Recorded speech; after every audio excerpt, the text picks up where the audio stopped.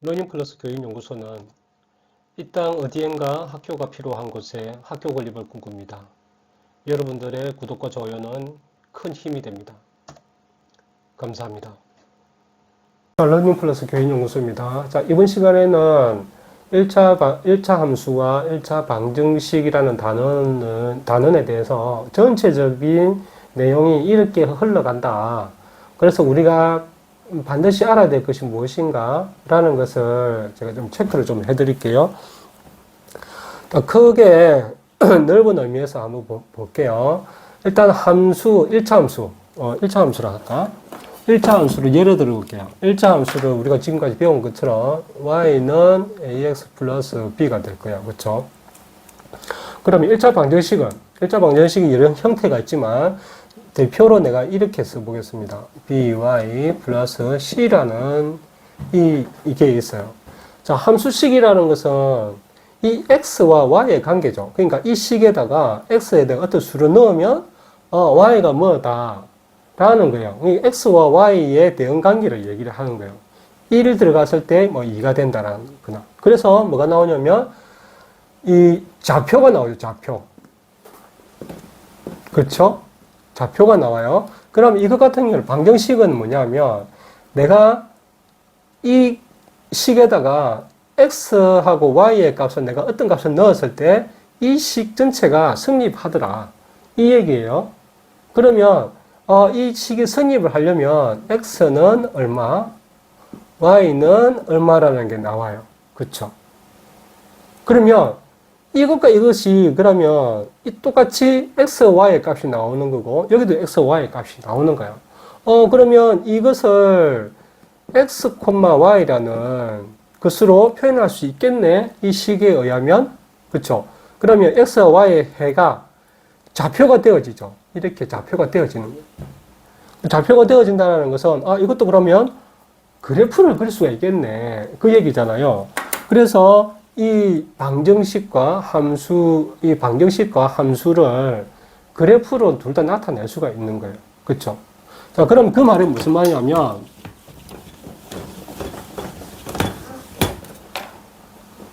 어떤 그래프를 그리면 이 그래프는 y는 ax 플러스 b라는 그래프로 함수식으로 표현을 할 수가 있고요. 또 ax 플러스 by 플러스 c라는 방정식으로 표현을 할 수가 있다는 거예요. 즉 다르게 얘기를 하면 이 그래프의 이름은 이렇게도 표현할 수 있고 이렇게도 표현할 수가 있는 거예요. 이름이 두 개인 거예요. 그러면 이 그래프의 이름을 어떨 때는 이렇게, 어떨 때는 이렇게 표현할 수 있겠죠. 그러면 그 말은 이것을 이렇게 바꿀 수 있고 또 이것을 이렇게 바꿀 수가 있다는 것이겠죠. 그렇죠? 그렇잖아. 이것을 바꾸면 y는 걸로 해볼까요? 그러면 여기서 마이너스 by는 ax 플러스 c 건데 마이너스 b를 넘기면 y는 마이너스 b분의 ax 마이너스 b분의 c가 되잖아요. 그렇죠? 그러면 이것이 y 절편이 될 것이고 이것이 이제 기울기가 되겠죠. 근데 우리가 주로 함수식을 쓰는 이유가 뭘까? 이 방정식은 이러한 과정을 거쳐서 기울기와 y 절편을 알 수가 있는 거고 함수식은 바로 a와 b라는 기울기가 y 절편이 바로 표현이 되기 때문에 이 식만 봐도 어떤 그래프가 그려지는지에 대해서 우리가 바로 직관적으로 알 수가 있다는 거예요. 그래서 함수식이 그래프에서 쓰여진다는 겁니다. 자, 그렇다면 이번 단원에서는 우리가 무엇을 배우냐면 그래프가 두 개가 만들어지는 이제 그 함수를 배우게 됩니다.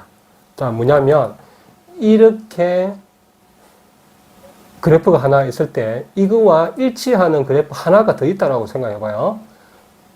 이런 그래프가 있을 수 있겠죠. 겹쳤을 때. 그러면 이 그래프는 y는 ax 플러스 b라는 이 함수식에서 a와 b가 똑같겠죠. 그렇죠? x, y도 똑같을 것이고. 그렇죠? 근데 또 하나는 이 식과 평행한 어떤 직선의 그래프가 그릴 수가 있는 것이겠죠. 그렇죠? 그럼 그 말은 여기서 찾아보는 거예요. 이것과 이것이 다르다라는 것은 y는 뭐가 다를까? y절편이 다르죠. 그렇죠? 일단은 b가 될 수가 없겠죠. 그러면 b가 될 수 없으니까 다른 걸 해봅시다. 그러니까 d라고 해볼게요. 기울기는 같겠죠. 그렇죠? 기울기가 같아야 되는 거죠. 이거는 기울기가 같아야 평행해질 거잖아요. 자, 이렇게 우리가 또 알 수가 있고요. 또 하나의 그래프를 한번 봅시다. 이런 그래프도 우리가 이제 배우게 되십니다. 여기서 이렇게 되어지는 그래프가 있다라고 해봅시다. 이게 두 개 다 직선입니다.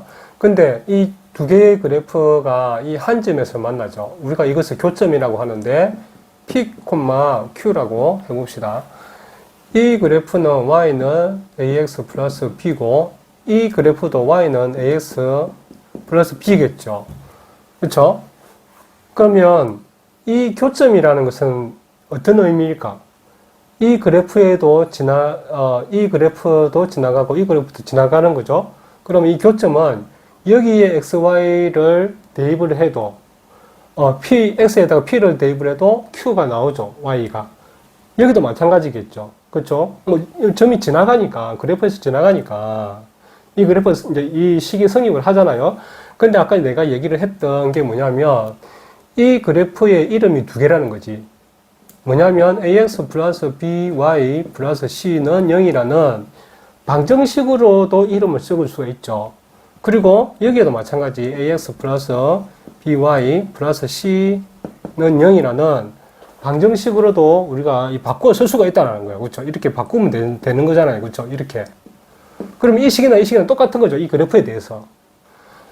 그러면 이 P, Q라는 의미는 이 식에서도 XY의 해가 되고 이 XY의 해가 되죠. 자, 그 말을 뭐냐면 우리가 배웠던 것 중에 한번 생각을 해보세요. 두 개의 방정식이 있는 거야. 근데 XY의 해를 같은 해를 가져. 그러면 그 해를 구할 때 우리가 어떻게 구한다? 연립 방정식. 그쵸? 그래서 이 방정식과 이 방정식의 연립 방정식으로 계산을 하면 x하고 y의 값을 구할 수가 있겠죠. 우리가 지금 이번 단원에서 이걸 배우는 겁니다. 연립 방정식을 풀어서 x, y의 값을 구하고 또 그것을 가지고 이 좌표를 구해줬다면 이 그래프의 기울기나 y 좌표를 구할 수가 있겠죠. 그렇죠? 또 이것도 마찬가지. 또 다르게 얘기를 하면 이 그래프와 교점을 알게 되면 이 그래프도 만들 수 있겠죠. 그렇죠? 그러니까 여기에서 상수에 들어가는 A, B, C, A, B라든지 이런 것도 다 우리가 다 찾을 수가 있다는 거예요. 그렇죠? 또 어떤 그래프가 있냐면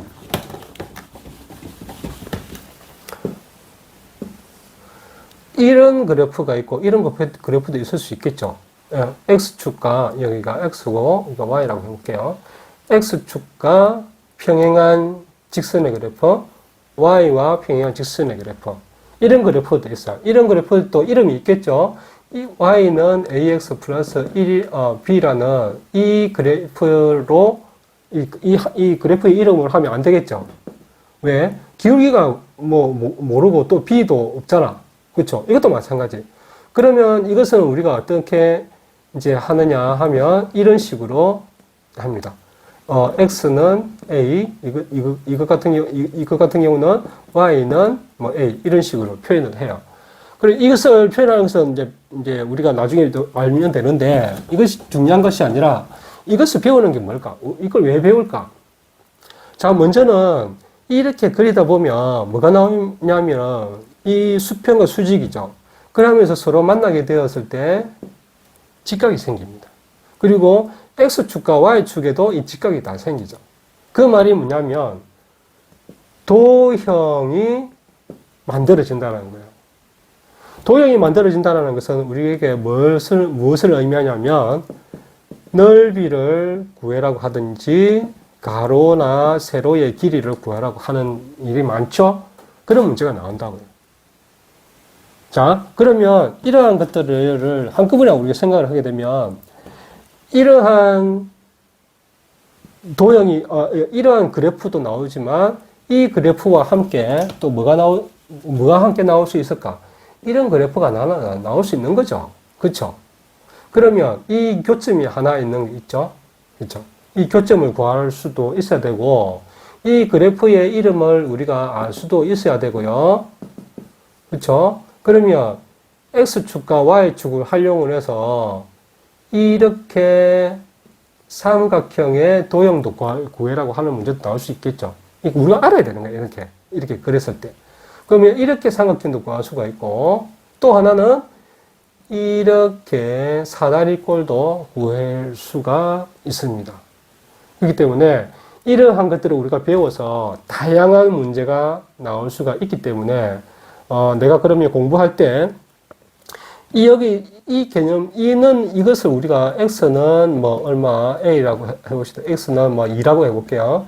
이런 것들이 x는 왜 2라고 할까? 이 2라는 것을 우리가 배워서 어떻게 쓸까라고 이것을 배우는 과정에서 그렇게 생각해 놓으면 더 관심을 가지고 우리가 공부를 할 수가 있겠죠. 그래서 이런 시간이 필요한 거예요. 단어는 시작하기 전에 우리가 어떤 것을 배우는데 그거 배우는 것이 나중에 어떻게 활용이 되어지는가, 그 부분을 아는 것이 이 시간의 목적입니다. 이상입니다.